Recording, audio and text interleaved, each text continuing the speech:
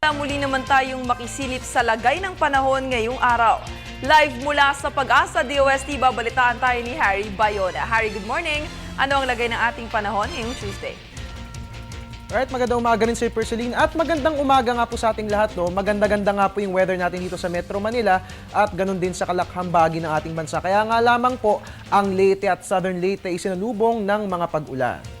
Inilabas nga po ng Pag-asa ang Rainfall Advisory number 1 at ayon nga po rito, kasalukuyang nakararanas ng light to moderate to occasionally heavy rains ang Leyte.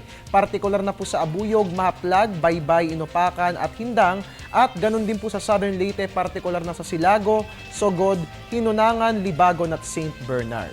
Pero paglilinaw ni Pag-asa Weather Forecaster June Galang, wala namang dapat ipag-alala dahil hindi ito dulot ng isang weather disturbance. Ang mga pag-ulan na ito ay isolated cases lamang po dahil sa weather system na easterlies. Ito po yung mga hangin galing sa silangan. Yan po yung nagdadala ng mga pag-ulan. Dito po yan sa mga probinsya ng Leyte. So asahan po natin na hihinto na rin naman po ang mga pag-ulan na ating nararanasan. At ngayong araw nga po, ang weather system na ating mararanasan sa buong bansa, ito nga pong tail end of a cold front na partikular na iihip dito po yan sa may extreme northern Luzon.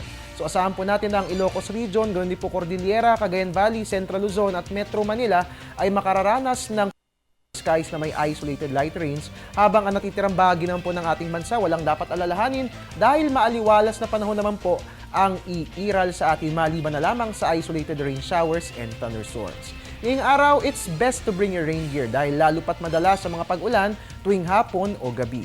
At yan nga po nga asang lagay na panahon ngayong Tuesday, November 26. At mga kababayan, extended po ang relief operations ng Panahon TV at Air 21. So sa mga nais mag-participate, pwedeng-pwede po kayo magbigay ng mga luma pero magagamit pang damit, mga ready-to-eat food, bottled water, and of course, mga medicines. At para nga po sa mga nais mag-volunteer, abay welcome na welcome po kayo sa ating mga tanggapan dahil kailangan po namin ng magre-repack ng ating mga relief goods. Para po sa inyong inquiries, katanungan, pwedeng-pwede pong tumawag sa Air 21 Customer Service Hotline. It's 854-2100.